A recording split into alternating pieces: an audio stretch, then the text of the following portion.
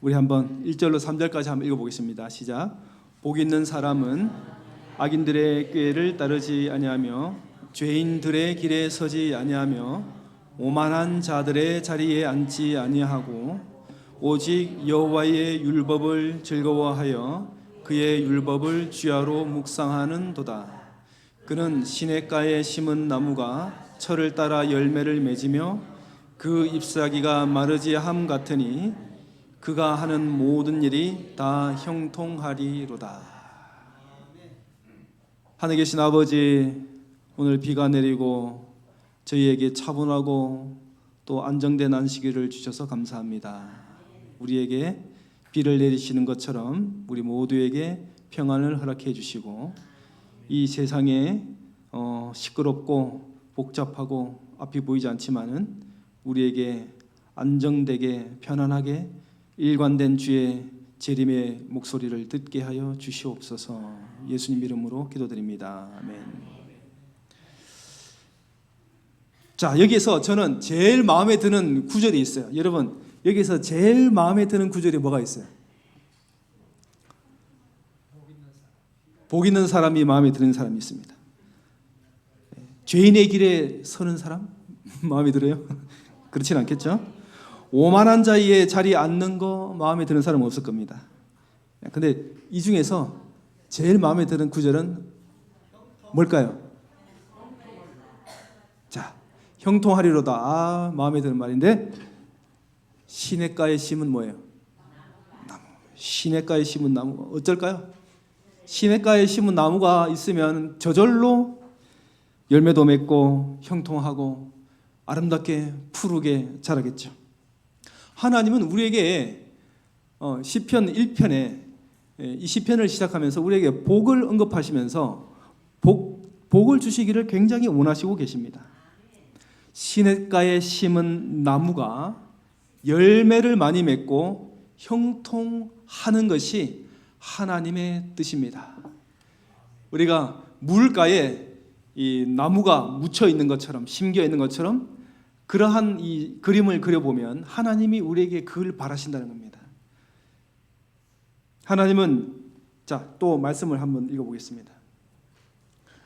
갈라디아서 6장 7절 8절에 사람이 무엇을 심는지 그대로 거두리라. 하나님은 절대로 심지 않은 것을 거두게 하시지 않지요. 안 심은 것은 거둘 수가 없습니다. 우리가 심은 대로 거둔다 그랬습니다. 그런데 또 성경에 이런 말씀이 있어요. 사람들이 잘 때에 그 원수가 와서 곡식 가운데 가라지를 덧뿌리고 갔더니, 자, 분명히 심은 대로 거두리라고 되어 있습니다. 법칙입니다. 뭘 심었던 심은 대로 거둬요. 누가 심었던 심은 대로 거둬요. 우리는 안 심었어요. 누가 심었어요? 사탄이 심었어요. 사탄이 심었어요. 몰래 심었어요. 그래서 그게 가라지가 생깁니다. 잡초가 생깁니다. 쓸데없는 것들이 생깁니다. 불필요하고 소모적이고 거추장스러운 것들이 우리의 삶에 생겨나기 시작했죠. 다툼도 생기고 무관심하고 안일을 하고 증오하며 지내고 오해하고 논쟁하고 불협합니다. 우리가 이런 것들을 정말 조심하면서 살아야 합니다. 우리가 심지는 않았지만은 우리가 심지 않은 것들이 열매가 맺혀지고 그 결과가 우리에게 다가온다는 것입니다. 오늘은 제가 나무에 대해서 말씀드릴 텐데요. 나무 하면 제일 첫 번째 제일 생각나는 나무가 어떤 나무입니까? 창세기 2장으로 돌아가면 됩니다.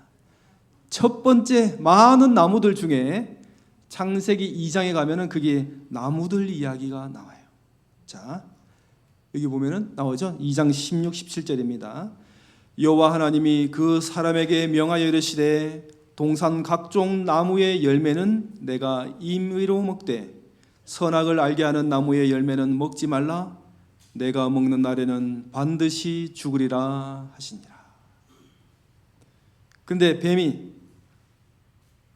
여자에게 이르되 너희가 결코 죽지 아니하리라. 여러분 여기 두 말이 두 명령어가 나옵니다. 어떤 명령어가 나옵니까? 먹지 말라. 그 다음에 죽지 아니하리라. 먹어라 이거예요. 먹어도 된다. 죽지 않는다 이 말이에요. 여러분 먹으라는 말이 듣기 좋습니까? 먹지 말라는 말이 듣기 좋습니까? 자, 먹어라. 근데 좀 먹고 싶은데 먹지 마. 그러면 어때요? 기분이 안 좋습니다. 자, 여러분 우리가 듣기 좋은 말에 귀를 기울일 때가 많아요. 우리는요 듣기 좋은 말에만 귀를 기울입니다. 자, 아담과 하와가 맨 처음에 특별히 이 하와가 듣기 좋은 말에 귀를 기울였어요. 자, 이 하와는 이 지구에 어마어마한 재앙을 가져왔어요. 그래서 우리가 결국 죽음에 이르게 됩니다. 모든 사람이 죽음을 맛보게 됩니다. 피할 자가 없습니다. 자, 이 땅에 우리가 사는 동안에 이 세상에 속해 있습니다. 그렇기 때문에 참 듣기 좋은 말을 많이 들을 수 있습니다. 그리고 우리는 우리가 좋아하는 말, 우리가 편한 말, 내가 좋아하는 말에 귀를 기울이게 되어 있습니다. 그러는 순간 우리는 곤란을 경험하게 될 것입니다. 여기 부조와 선지자 53쪽에 있는 말입니다. 하와는 자기가 홀로 있는 것을 알자 위험에 대한 불안을 느꼈으나 자기는 악을 분별하고 대항할 충분할 지혜와 능력을 가졌다고 단정하고 자기의 공포심을 물리쳐 버렸다.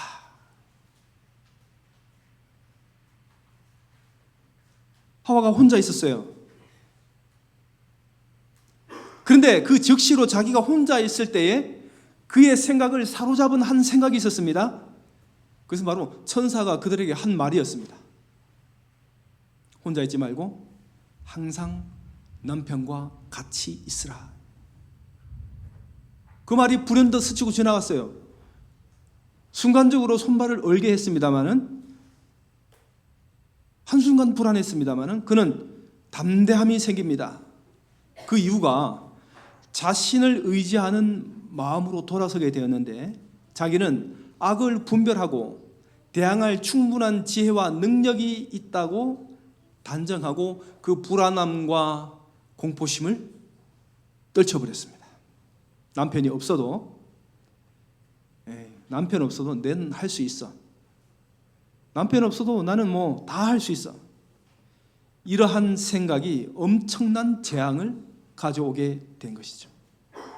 이것이 우리가 겪고 있는 모든 재앙의 시작이었습니다. 천사가 한 말을 묵살합니다. 그는 곧 호기심과 감탄이 뒤섞인 중에 금단의 나무를 바라보는 자기 자신을 발견하였다. 그거 먹지 말라고, 보지도 말고 먹지도 말라고 그랬는데 그 말대로 하고 있는 이 하와가 그거를 기억하면서 자기의 행동을 그대로 겹쳐지는 모습을 보게 됐어요. 그 열매는 매우 아름다웠다. 그 여자는 왜 하나님께서 그들에게 이 과실을 금하셨을까 하고 자문했다. 이거 맛있는데 왜 먹지 못하겠을까? 이거 먹으면 어떻게 될까? 죽는다고 했는데 진짜 그렇게 될까? 먹으라는 말이 말입니다. 먹지 말라는 말을 압도해 버렸습니다. 하나님의 말씀이 사탄의 속삭임에 의해서 짓밟힘을 당한 것이죠. 이때 유혹자, 죄의 창시자는 절호의 기회를 잡았습니다. 에덴 동산에서 가장 아름다운 동물의 모습 속에 사탄이 들어갔어요. 그 하나가 하와에게 말을 합니다. 바로 강신술의 시작이죠. 하나님이 아닌 다른 신에 대한 신의 세계에 대한 첫 번째 소개예요. 에덴 동산 안에는 나무들이 많이 있습니다. 무성했죠. 그게는 생명나무, 에덴 동산 안에 있는 나무를 생명나무가 있고, 그 다음에 선악과 나무가 있고, 그 나머지는 뭐예요? 각종 열매를 맺는 나무. 예를 들면 뭐 사과나무, 배나무, 자두나무, 복숭아나무, 포도나무, 모든 나무들이 다 있습니다. 자, 하나님께서 우리에게 가장 유익한 것을 바라시고 복을 주시기를 바라시기 때문에 하나님께서 우리에게 가장 좋은 것을 많이 주실 것이라고 저는 믿습니다. 자, 여기 보겠습니다. 48쪽에 있는 말씀. 그들은 먼저 그들의 충성을 시험 받아야 하였다. 그들만을 위한 한 가지 시험이 정하여졌다. 그들이 이 시험에 합격하면 그들은 영원히 안전하게 될 것이며 하늘의 천사들과 교통하며 그들의 창조주와 즐거운 교제를 나누며 계속하여 살 수 있게 되었을 것이다. 그들은 또한 생명나무의 열매를 자유롭게 먹을 수 있었을 것이다. 여러분, 이게 시험을 통과해서 그 열매, 생명나무 열매를 먹었다는 얘기입니까? 못 먹었다는 얘기입니까? 예, 약간 못 먹었다는 느낌 맨 뒤에 있었을 것이다 나옵니다.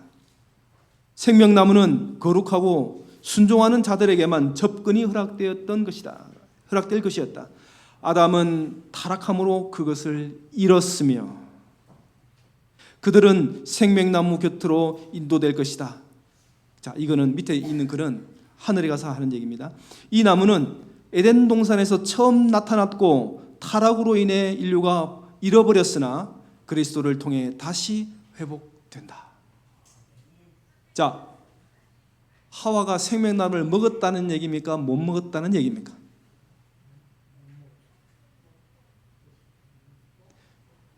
왜 못 먹었죠? 첫 번째 시험에 통과되지 못했어요. 자, 이 각종 나무가 많이 있습니다. 뭐 아까 언급되듯이 엄청나게 많은 열매를 맺는 나무들이 많이 있었습니다.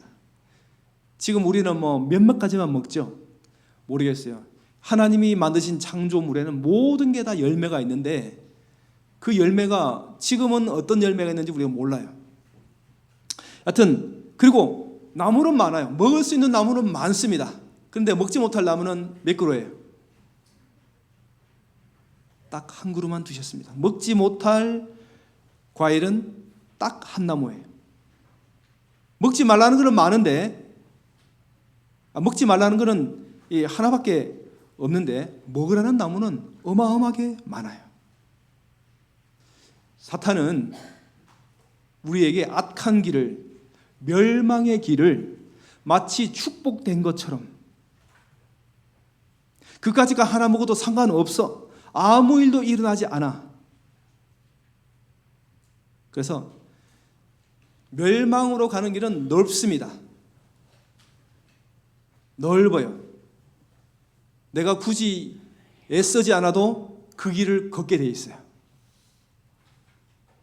노력하지 않아도 내가 가만히 있으면 그 길을 따라 걷게 돼 있어요.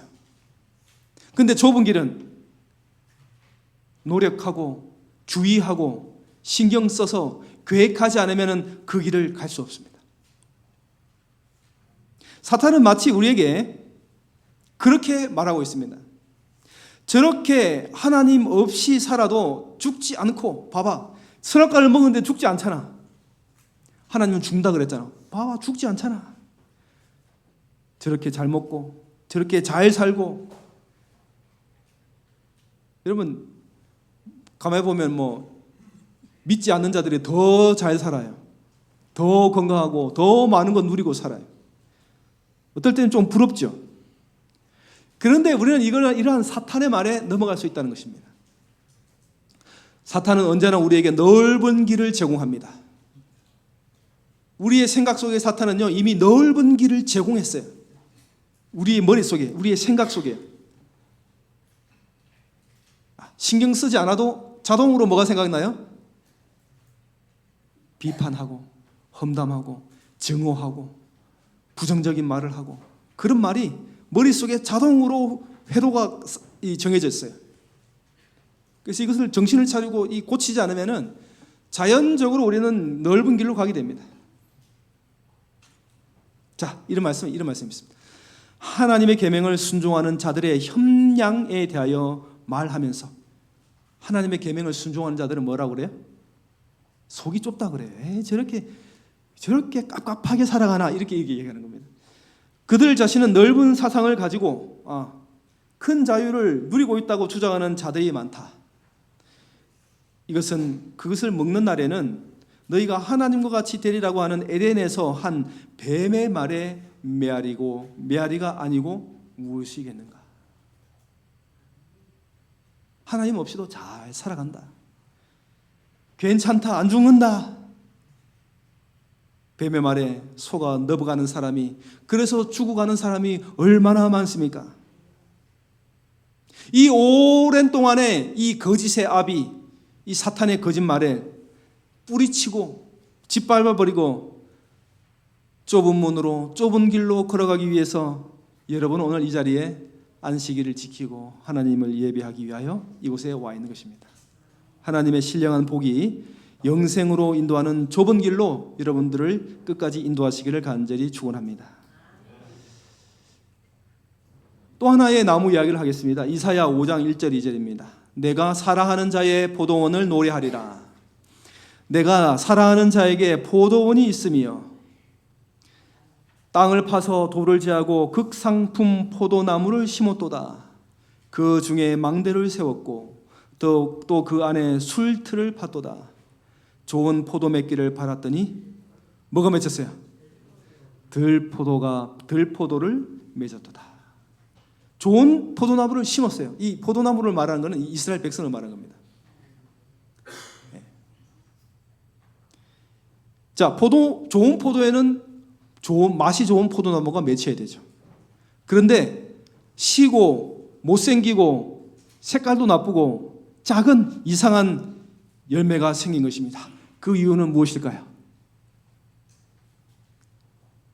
원래 품종이 안 좋아서요? 아니요. 극상품 포도나무를 심었대요. 근데 왜 열매가 안 좋을까요? 자, 우리 포도 농사 지으시는 분들은 잘 알 겁니다. 왜 그렇죠?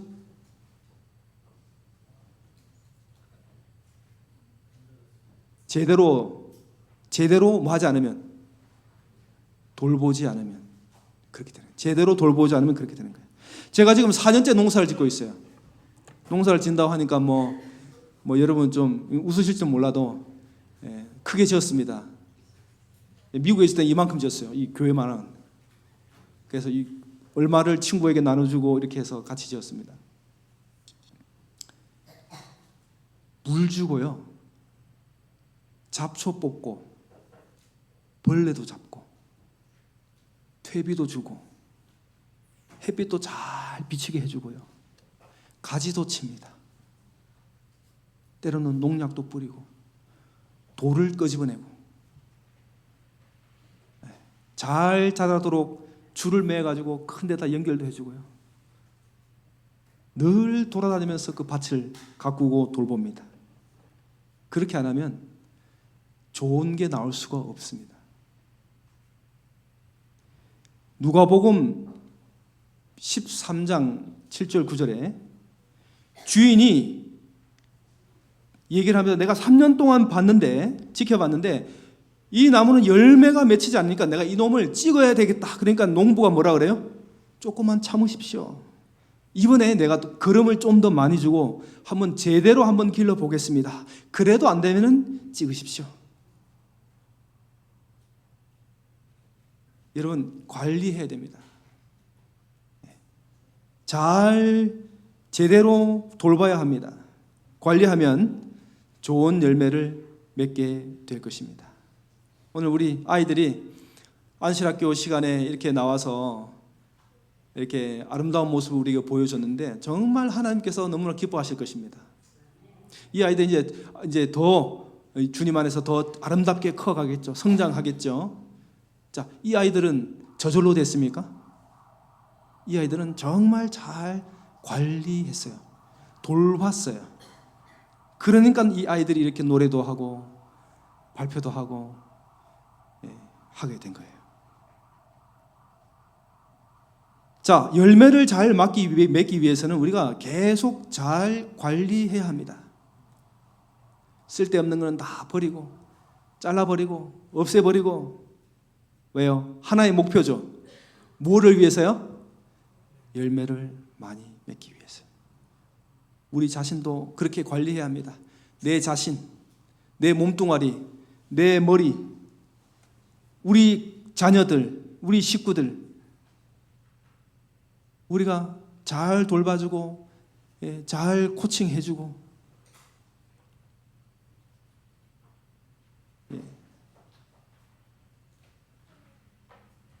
자, 여기에 모세가 나옵니다. 또 다른 나무 이야기입니다. 모세 얘기가 나옵니다. 모세와 관련된 나무는 어떤 나무죠? 떨기나무입니다. 이 떨기나무를 가만히 밤에 보고 있는데 분명히 이 떨기나무에 불이 붙었는데 시간이 지나도 그 떨기나무가 어떻게 해요? 그대로 있어요.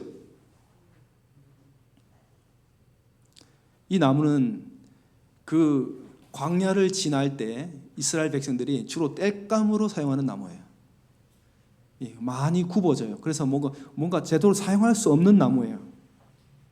이 쓸모없는 나무, 광야에 버려져 있는 이 나무에 불이 붙어 있습니다. 버려진 나무예요. 쓸모없는 나무예요. 가치가 없는 나무에 불이 붙었어요. 이스라엘 백성이 지금 가치 없어 보이는 이스라엘 백성이 불이 타고 있는 거예요. 고난 중에 어려움 중에 있는 이스라엘을 모세에게 보여준 거예요. 나중에 모세가 이 경험을요, 그가 죽을 때 유언을 남기고 축복 기도를 할 때 이 말을 또 한 번 합니다. 땅의 선물과 거기 충만한 것과 가시떨기나무 가운데 계시던 이의 은혜로 말미암아. 이 얘기를 또 하는 겁니다. 자기가 본 그 가시떨기나무에서 보았던 그 경험을 얘기합니다. 쓸데없이 버려진 타다 남은 짝대기, 부직갱이. 이 부직갱이에 아무 쓸모없는 이 모세 같은 저에게 나타나서 이스라엘 백성을 구원하라고 말해요. 그래서 모세는 이때 경험을 얘기하는 겁니다. 뭐예요? 제가 어떻게 그 이스라엘 백성들을 구원합니까? 몇십만을 어떻게 구원합니까? 있을 수 없습니다. 저는 애굽을 떠난 지 왕자의 이름표를 뗀 지 40년이 지났습니다. 저는 애굽 말 지금 할 줄도 모릅니다.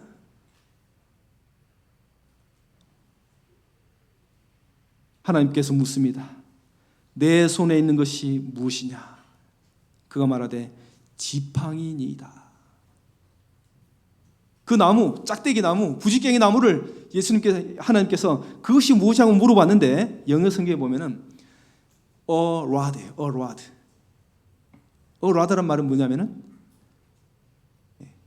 많은 것 중에 그냥 아무거나 하나예요. 아무거나. 그냥 보통 나무죠. 그런데 그 나무를 던졌더니 그 나무가 어떻게 됐어요? 뱀이 되죠. 깜짝 놀랐죠. 그 다음에 그 뱀을 잡아보라니까 어떻게 됐습니까? 또 지팡이가 된 것입니다. 이러고 난 다음에 맨 밑에 보면은 너는 이 지팡이를 손에 잡고 이것으로 이적을 행할지니라. 자, 버려진 부직갱이 그 지팡이가 지금 어떻게 됐어요? This. 하나님께서 지명했어요. 그거는 쓸데없는 게 아니고 내가 뭔 목적을 위해서 하나 찝은 거야. 지명한 거야. This라고 합니다. 이 막대기가 지명되었습니다. 하나님의 손에서 하나님의 일을 하게 되었습니다. 그리고 맨 마지막에 보면은 모세가 하나님의 지팡이를 손에 잡았더라. 여러분, 그냥 짝대기예요. 부지깽이에요. 그런데 이 부지깽이가 어떻게 됐어요? 하나님의 지팡이를 손에 잡고 있더라. 예. 여러분, 이 타다 남은 부지깽이에요. 양치던 부지깽이에요. 똥을 헤집던 그 뒷부지깽이에요. 근데 이것이 지명을 받았어요. 뱀이 되었다가 다시 지팡이가 됩니다. 그 지팡이를 붙들고 있던 모세의 손은 홍해를 가르고 바위를 쪼개게 되었습니다. 아무리 하찮은 것도 하나님께서 지명하시면 그것이 하나님의 것이 되는 거예요. 이 지팡이로 많은 기적을 행하고 많은 이스라엘 백성들을 구원시켰습니다. 첫 번째, 이 지팡이가 무슨 역할을 했습니까? 홍해를 가를 때 바람을 일으키게 만든 그 지팡이였습니다. 이 지팡이가 또 모세와 함께 기적을 행하는데 아말렉 전쟁 때 일어납니다.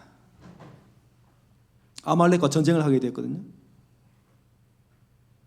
그래서 모세가 산에 올라가가지고 싸우라고 하면서 지팡이를 들고 꼭대기에 서서 손을 높이 들었습니다. 그런데 높이 드니까 이기고 피곤해가지고 떨어뜨리니까 어떻게 해요? 이스라엘 백성들은 막 죽는 거예요. 이스라엘 백성들이 막 죽임을 당하는 거예요. 피를 흘리며 죽임을 당하는 거예요. 다시 올립니다. 이때 등장하는 사람이 누구냐면은 아론과 훌이에요. 아론과 훌. 하나님과 함께 하셨기 때문에 그 전쟁에도 이기셨어요. 또 하나의 나무, 뭐가 기억납니까? 어마어마한 나무가 들었죠.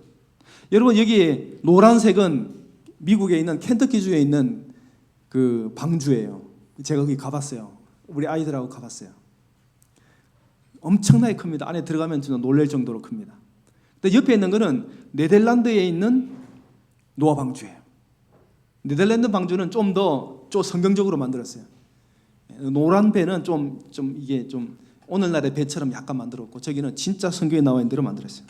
길이가 133m, 넓이가 22m, 높이는 14m. 하나님이 설계하셨습니다. 노아가 이걸 만들어 놓고 방주 안에 들어갔습니다. 방주의 문이 닫혔어요. 근데 그 다음에 무슨 일이 닥쳤냐면 비가 올 줄 알았는데 비가 안 오는 거예요. 비가 오지 않는 겁니다. 비가 올 거라고, 비가 와서 이 세상이 멸망한다고 했는데 이게 그 호언장담이 완전히 깨져버렸어요. 120년 동안 물이 온 세상을 창궐해서 사람들이 다 멸망당할 것이라고 얘기를 했는데 하루, 이틀, 3일 지나도 비가 안 왔습니다. 사람들은 노아가 진짜 120년 동안 방주를 짓고 난 다음에 120년 동안 그 소리를 들었으니까 그러니까 동물들도 들어갔거든요. 동물들이 막 줄을 지어가지고 자기 새끼들 데리고 막 종류별로 막 들어가고 있어요. 사슴 들어가고 토끼 들어가고 사자 들어가고. 사람들이 뭐라고 생각했냐면 우리도 한번 따라서 들어가야 되는 거 아닌가? 그렇게 마음먹었습니다마는 한 사람도 안 탔어요. 드디어 문이 닫혔습니다. 하루, 이틀, 사흘, 나흘, 7일이 지났어요. 아무런 소식이 없어요. 노아가 어땠을까요?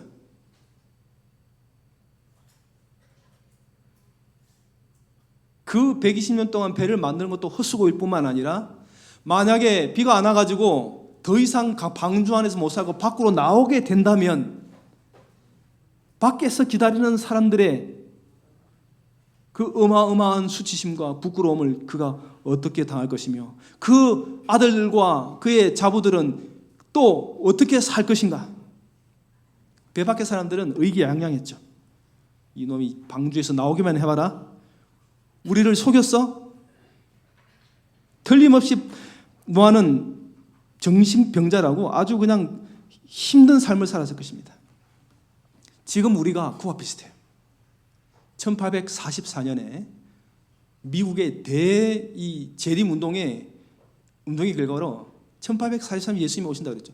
대실망 후에 이것이 무엇을 의미하는가 봤더니 예수님이 히브리서에 기록된 하늘 지성소로 올라가신 것을 우리가 깨닫게 되었어요. 그런데 이 재림 운동, 대신망을 겪고 하늘 지성소로 가신 예수님께서 이 지성소에서 나오시기만 하면 그것이 바로 예수님의 재림인데 그것이 지체되고 있어요. 노아가 일주일 동안 고민한 것처럼 배 안에서 괴로워하면서 괴로운 시기를 보낸 그 시기를 우리가 지금 겪고 있는 거예요. 재림은 가까운 것 같은데 왜 아직 안 오실까? 이게 진짜일까? 이게 진짜 거짓일까? 굉장히 두려운 마음으로 일주일 동안 방주에서 견뎠던 그 노아의 심정이 바로 우리의 심정이라는 것입니다. 그런데 어떻게 됐습니까? 일주일이 지나고 난 다음에 틀림없이 하나님의 말씀대로 비가 왔어요. 반드시 예수님께서 오실 것입니다. 7일 후에 물이 온 땅을 덮쳤습니다. 마찬가지로 반드시 예수님은 약속하신 대로 이 땅에 오십니다. 예수님께서 오시는 그날 우리가 다 잘 참고 이겨내고 반드시 영원한 하늘에 영생하시는 하나님과 함께 동거하며 영원히 살게 되는 저와 여러분이 되시기를 간절히 바라면서 말씀을 줄이겠습니다.